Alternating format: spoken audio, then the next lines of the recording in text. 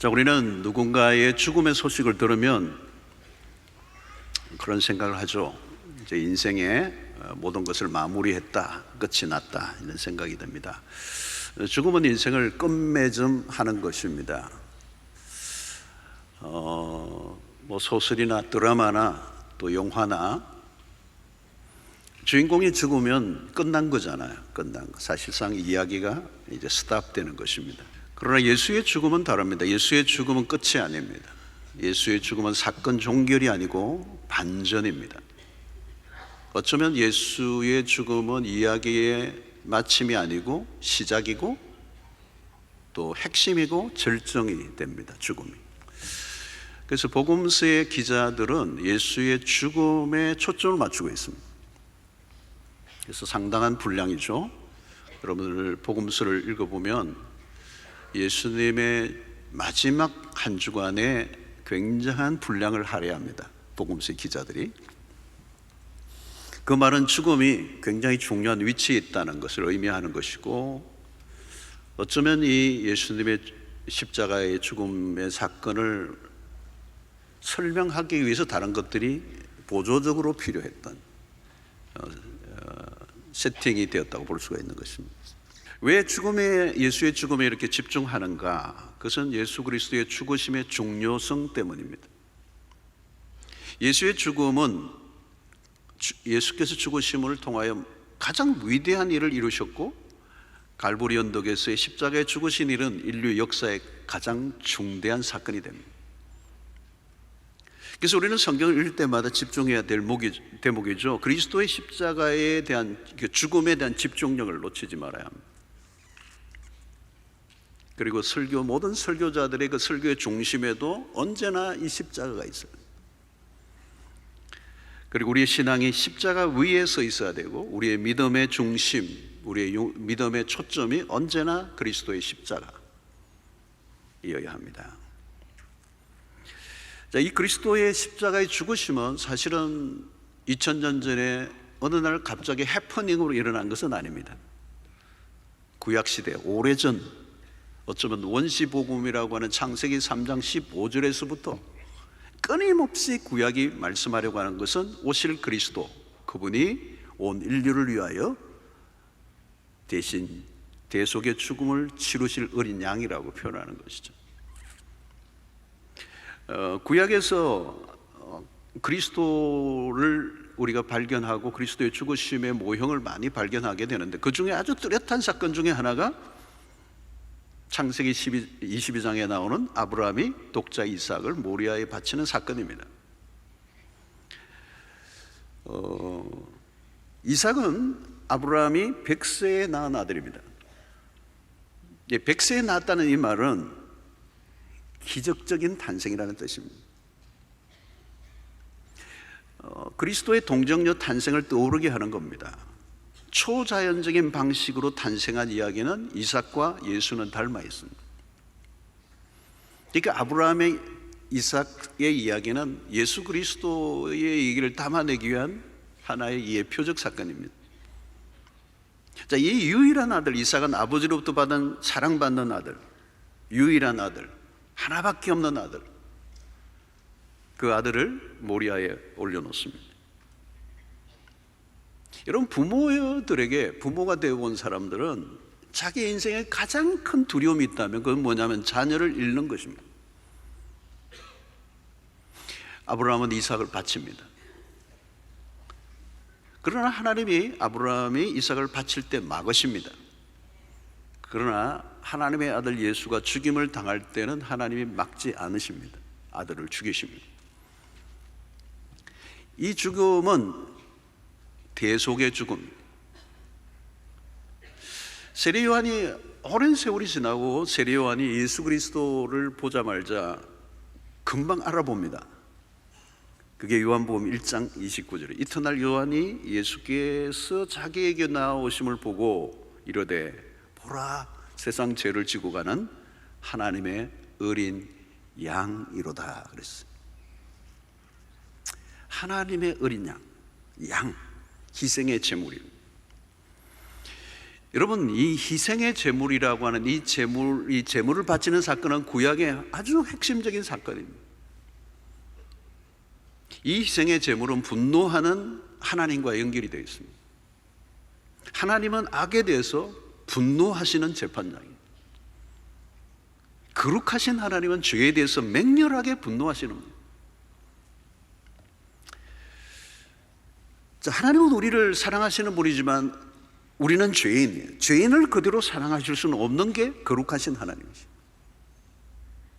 그래서 이 하나님의 분노는 죄인을 구원하시기 위하여 나온 하나님의 열심에서 나온 것입니다. 이 분노하심이 없었다면 우리는 구원 얻을 수가 없어요. 그 분노하심을 희생의 제물을 통하여 표현하시는, 시편 7편 11절에 보면 하나님은 의로우신 재판장이시며 매일 분노하시는 하나님이시로다. 여러분, 이 하나님의 분노는 인간들 사이에서 일어나는 분노와 달라요. 하나님의 분노는 악의적이고 유치한 분노가 아닙니다. 하나님의 거룩한 성품에서 나온 합당한 분노, 죄에 대한 혐오에서 나온 의로운 분노입니다. 자, 이 죄에 대한 증오와 분노는 반드시 표출되어야 합니다. 그래서 하나님이 찾아내신 게 뭘까요? 그게 바로 이사야서에서 53장 6절에서 말씀한 답을 해줍니다. 우리는 다 양 같아서 그릇 행하여 각기 제 길로 갔거늘 여호와께서는 우리 모두의 죄악을 그에게 담당시키셨도다. 우리 모두의 죄악을 그에게 담당시키셨도다. 옛날에 이 구약 시대에는 이 제물을, 양을 끌고 죄를 지은 죄인이 자신의 죄를 용서받기 위하여서 양을 끌고 제사장에게로 옵니다. 그럼 제사장에게 넘겨주기 전에 이 제물 위에 제물을 가지고 온 사람이 손을 얹어요. 얹는다는 말은 내 죄가 이 짐승에게 전가되기를 원한다는. 그러면 이 내 죄가 내 죄로 내가 죽어야 하는데 이 양이 대신하여 나를 위해 죽는 거예요. 내 죄를 거기에 전가를 시킨, 그에게 담당시키셨다는 거예요. 여호와께서는 우리 모두의 죄를 어디에, 누구에게요? 그리스도에게 담당시켰다는 거예요. 자, 이 말은 뭘까요? 우리의 죄를 해결하기 위하여 하나님의 그 분노를 쏟아낼 때 그 분노를 받아낼 어린 양이 필요한 것입니다. 이사야 12장 1절을 보면 그날에 내가 말하기를 여호와여 주께서는 전에는 내게 노하여 싸우나 이제는 주의 진노가 돌아섰고 또 주께서 나를 안위하시오니 내가 주께 감사하겠나이다. 하나님의 분노를 푸실 합법적인 희생물이 필요한 거죠. 그 희생 제물이 누군가? 요한복음 요한 1서 1장 2절에 그는 우리 죄를 위하여 화목 제물이니 우리만 위할 뿐 아니요 온 세상의 죄를 위함이니라. 요한 1서 4장 10절 사랑은 여기 있으니 우리가 하나님을 사랑한 것이 아니요 하나님 우리를 사랑하사 우리 죄를 속하기 위하여 화목 제물로 그 아들을 보내셨습니다. 초점이 분명하죠, 여러분. 로마서 3장 25절에 이 예수를 하나님이 그의 피로서 믿음으로 말미암은 화목 제물로 세우셨으니 이는 하나님께서 길이 참으시는 중에 전에 지은 죄를 간과하심으로 자기의 의로우심을 나타내려 하심이더라. 십자가 위에 달려있는 예수 그리스도는 모든 인류의 죄를 담당하고 그 위에 매달려 있고 하나님은 그 아들에게 당신의 그 죄에 대한 진노를 그 십자가 위에 쏟아 부으신 거예요. 그래서 그 십자가는 나무 위에 달린 자마다 저주를 받은 자다. 그 십자가는 저주의 죽음이었습니다. 사랑하는 성도 여러분, 우리는 하나님의 사랑을 너무 쉽게 말하는 경향이 있습니다. 그러나 하나님의 편에서는 이 죄 문제를 해결하기 위하여 매우 까다롭고 복잡한 과정을 거치셨습니다. 십자가는 사실 우리가 쉽게 이해할 수 있는 일이 아닙니다. 죄에 대해서 분노하시는 분과 사랑하시는 분이 다른 분이 아닙니다. 같은 분입니다. 그리고 죄를 지은 사람이 죄의 용서를 위해서 노력하는 게 일반적이죠. 그러나 십자가는 죄와 상관없으신 분이 죄인을 위하여 용서를 하는 길을 당신이 여신 거예요. 자, 이것을 시편 85편 10절은 이렇게 얘기합니다. 인애와 진리가 같이 만나고, 자, 같이 만날 수 없는 거예요. 원래는 의와 화평이 서로 입맞추었다 그랬어요. 인애와 진리가 함께 할 수 없고 의와 화평이 함께 하기 어려워요. 하나님의 진리의 기준을 들이대면 자비를 입을 수가 없습니다. 자비를 강조하면 진리를 잃어버릴 수가 있습니다. 이 두 가지, 공의와 사랑에 함께 갈 수가 없어요. 근데 십자가를 통하여 이걸 성취했다는 거예요. 입맞추었다는 말은, 하나님은 완벽한 의를 요구하시면서 완벽한 자비를 베풀어 주셨는데 바로 이것이 십자가예요. 십자가는 하나님의 아들 예수 그리스도가 화목 제물로 당신 자신을 내어놓으심으로 하나님과 우리의 관계에 새로운 길을 열어놓으십니다. 그게 로마서 5장 1절의 말씀입니다. 그러므로 우리가 믿음으로 말미암아 의롭다 하심을 받았으니 우리 주 예수 그리스도로 말미암아 하나님과 화평을 누리자.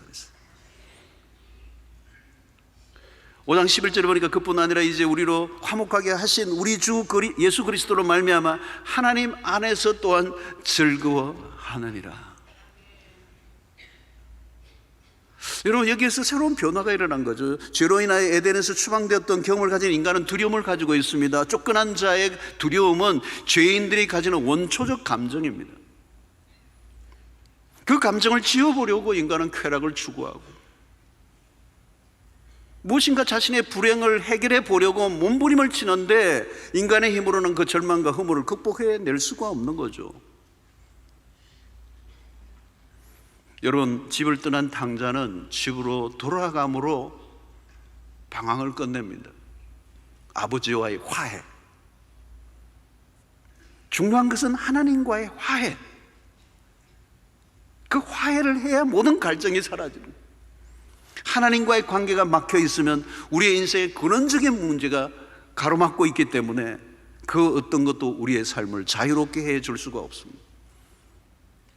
십자가만이 하나님께서 우리를 위하여 주실 수 있는 최고의 선물이 되는 이유는 그 십자가로 하나님과 우리가 화목하게 되었기 때문에, 바울은 이 하나님과의 화평을 누리자 그랬어요. 하나님과의 화평을 즐거워하자 그랬어요. 사랑하는 성도 여러분, 십자가를 통한 우리에게 주어진 하나님과의 화목, 그것이 구원이에요. 이 구원은 이 세상의 그 어떤 것으로도 얻을 수 없는 하나님의 최고의 선물입니다. 그 십자가를 통한 이 구원은, 십자가는 그런 의미에서 신비롭고 경이롭고 아름답고 그리고 하나님의 능력이요 지혜가 된다는 것. 여러분, 구원을 위해 치르신 대가는 어떤 것과도 비교할 수가 없습니다. 돈으로 환산할 수 없습니다. 가룟 유다는 예수를 은 30에 팔았습니다. 아니, 인류의 구원자로 오신 예수 그리스도를 은 30에 팔아버렸어. 여러분, 이렇게 무지할 수가 있습니까? 여러분, 가치를 모르면 불행해집니다. 시편 49편 6절 8절에 보면 자기 재물을 의지하고 부유함을 자랑하는 자는 아무도 자기의 형제를 구원하지 못하며 그를 위한 속전을 하나님께 바치지도 못할 것은 그들의 생명을 속량하는 값이 너무 엄청나서 영원히 마련하지 못할 것입니다. 그러니까 인간에게 베풀어 주신 이 하나님의 구원, 인간의 죄를 위하여 지불하신 그리스도의 피의 대가는 그 값이 너무 엄청나서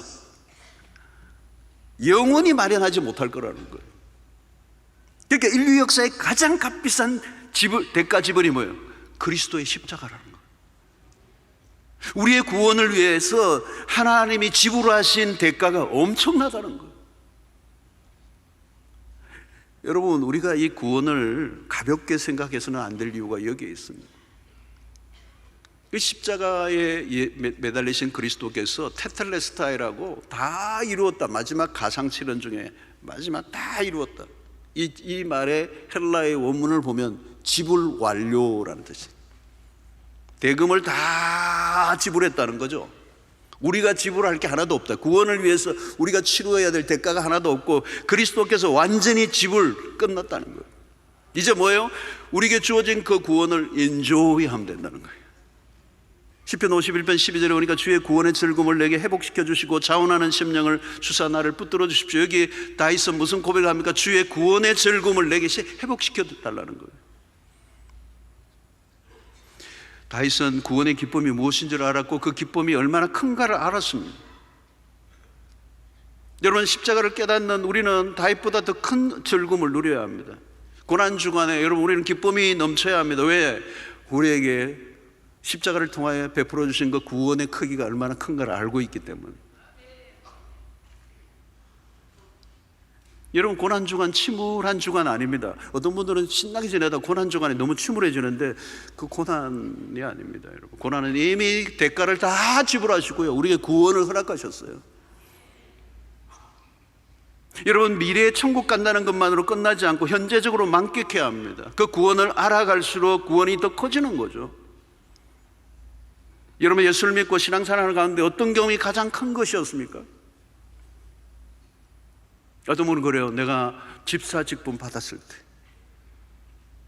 때, 직분 받는 것도 인생에 굉장히 큰 의미 있는 거겠고, 또 어떤 큰 교회 어떤 행사에 참여한 것들, 어떤 분들은 옛날에 했던 몇만 명 전도 집회했을 때 내가 참여했다고, 굉장히 좋은 경험이에요. 그러나 여러분, 가장 위대한 경험은 구원의 경험이에요. 이 구원의 감격과 기쁨이 우리의 밑자리에서 우리의 존재를 바치고 있어요. 아담의 범죄로 잃어버린 것들을 다시 되찾는 기쁨, 이 신약의 교회가 그럼으로 인해서 굉장히 희열의 공동체예요. 그래서 우리가 모이면 날마다 찬양을 많이 하잖아요. 그리스도와 함께 살아가는 일상이 우리의 삶의 전 영역의 변화를 가져오게 된 것입니다. 그래서 오늘 2장 20절을 다시 우리가 한번 읽어보면요, 내가 그리스도와 함께 십자가에 못 박혔나니, 그런즉 이제는 내가 사는 것이 아니요 오직 내 안에 그리스도께서 사시는 것이다. 이제 내가 육체 가운데 사는 것은 나를 사랑하사 나를 위하여 자기 자신을 버리신 하나님의 아들을 믿는 믿음 안에서 사는 것이다. 여러분, 이 구절이 너무너무 중요해요. 내가 그리스도와 함께 십자가에 못 박혔나니. 그러니까 2000년 전에 그리스도가 십자가에 못 박혔을 때 나도 그때 못 박혔다는 거예요. 함께 못 박혔나니. 그러니까 이걸 빌립보서 2장 13절에 이렇게 얘기하는, 너희 안에서 행하시는 이는 하나님이시니 자기의 기쁘신 뜻을 위하여 너희에게 소원을 두고 행하게 하시나니. 여러분, 이걸 놓치지 말아야 합니다. 이제는 나에게 초점을 맞추지 말고 그리스도에게 초점을 맞추라는 거예요. 내 안에 사시는 그리스도. 여러분, 내 힘으로 죄를 이기려고 하면 백발백중 실패합니다. 어떤 데는 성공할 때도 있어. 근데 오래 못 갑니다. 그러니까 자아중심으로 사는 것은 한계가 있습니다. 우리의 육신의 힘은 한계가 있고 인간의 노력도 한계가 있어. 오래 못 가서 다 지쳐버려요. 답은 어디에 있습니까? 내 안에 그리스도께서 사신다는 사실을 인정하고 믿고 의지하고 순종하라는 거예요. 늘 내 안에 계신 분이 뭐라고 말씀하시는지 귀를 기울이라는 거예요. 내 안에 계시는 그분이 말씀하신 대로 인도하심을 받는 거예요. 그러려고 하면 뭐예요? 내가 죽는 경험을 해야, 내 자아가 죽는 경험.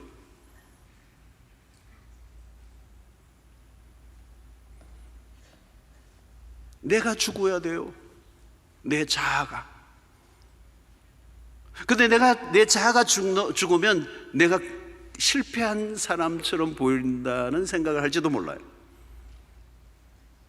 내 자아가 죽으면 내가 사람들에게 바보 취급당한다고 생각할지도 몰라요. 그래서 우리는 자아를 펄펄 살리죠. 여러분, 그러지 않아요. 내가 기꺼이 죽고 그리스도가 사는 삶을 살수록 그 삶이 얼마나 아름답고 복되고 풍성한가를 경험하기 시작하면 기꺼이 죽음을 선택하게 돼요. 내가 그분을 의지하면 의지할수록 그분의 능력이 나타나요. 그러니까 우리가 할 일은 내 자아를 더 강화시키는 작업이 아니라 끊임없이 내 옛사람은 죽어가는 경험, 나는 그리스도와 함께 십자가 못 박혀 죽었습니다라고 하는 이 선포를 함과 동시에 끊임없이 우리는 오늘도 이제는 내 안에 사시는 그리스도가 내 안에서 사시도록 그분에게 매달리는. 그래서 골로새서 2장 6절로 7절에 보면 그러므로 너희가 그리스도 예수를 주로 받았으니 그 안에서 행하되 그 안에 뿌리를 박으며 세움을 받아 구원을 받은 대로 믿음에 굳게 서서 감사함으로 넘치게 하라. 예수의 피로 구원받은 자는 이제 더 이상 애굽의 삶이 아니고 가나안으로 가야 되는 거예요. 애굽의 속박으로부터 벗어난 삶입니다. 이제 예수 안에 살아가는 일상이 되어야 된다는 거예요. 그리스도를 주로 받았으니 그 안에서 행하되 그 안에 뿌리를 받고 세움을 받아 교훈을 받은 대로 믿음에 굳게 서라. 사랑하는 성도 여러분, 오늘 이 본문 2장 20절을 늘 붙들고 살아갈 수 있게 되기를 축원합니다. 외우세요. 여러분 다 아시죠? 이제는 내가 그리스도와 함께 십자가에 못 박혔나니 이제는 내가 사는 것이 아니야. 이걸 고백하는 거예요. 계속 이제는 내가 사는 것이다. 아내가 자꾸 열받게 하면 내가 사는 것이 아니야. 내 안에 그리스도께서 사시는 것이다. 위에 보스가 막 열받게 해가지고 막 할 때 이제는 내가 사는 것이 아니야. 그리스도께서 사시는 것이다. 내 안에 그리스도께서 사시는 것이다. 이제 내가 육체 가운데 사는 것은 나를 사랑하사 나를 위하여 자기 자신을 버리신 하나님의 아들을 믿는 믿음 안에서 사는 것이다. 고백하는 거, 이거는 선포하는 거, 계속 선포하는 일상 속에서. 여러분, 그리스도가 죽으셨던 2000년 전 사건으로 끝나는 게 아니라 오늘도 우리의 삶 속에 여전히 우리와 함께 하시고 오늘 또 죄로부터 승리하게 하시는 주님이 내 안에 거하시고 나를 돕고 계시는 분인 줄로 믿습니다. 오늘 이 고난 중간에 여러분, 이 고난 중간에 우리가 해야 될 것은 영적인 회복이에요. 신앙생활 하다 보면요, 우리 자신도 모르게 느슨해져요. 영적인 그런 활력을 잃어버려요. 뭔가 내 삶이 영적으로 기울어져 있어요. 이럴 때 고난 주간이 있는 거예요. 고난주. 여러분, 십자가 앞으로 가까이 나아가시면 우리와 하나님과의 관계를 다시 뜨겁게 일으켜 세워주실 줄로 믿습니다. 우리의 신앙을 다시 처음으로 돌아가게 하고 영적인 활력과 생기가 돋게 해 주실 줄로 믿습니다. 그래서 우리는 언제나 다시 십자가 앞으로 돌아가야 돼요. 십자가가 멀어지면 우리 신앙 전체가 무너집니다. 여러분, 십자가를 그냥 믿는 것으로 끝내서는 안 돼요. 십자가와 함께, 그 십자가의 주님과 함께 일상을 살아가는 거예요. 십자가의 그 능력이 우리의 삶을 능히 반전을 일으켜 주실 줄로 믿습니다. 우리를 변화의 자리에 이끄실 줄로 믿습니다, 여러분. 그리고 이 고난 중간에 구원을 만끽하시고 하나님의 아들 예수 그리스도의 그 지불한 대가가 얼마나 큰지, 그것을 통하여 우리가 주신 구원이 얼마나 풍성한지를 여러분들 누리신다면 오늘 우리의 삶에 찾아오는 수많은 불행과 고통의 사건이 있다 할지라도 그 구원의 힘이 능히 그 모든 것을 이기게 만들고도 남는 역사가 있을 줄로 믿습니다. 이 구원의 크고 풍성함을 누리시고 매일 그리스도와 함께 죽고 그리스도와 함께 다시 살아나는 이 부활의 역사가 여러분들의 삶 속에 있게 되기를 주의 이름으로 축원합니다.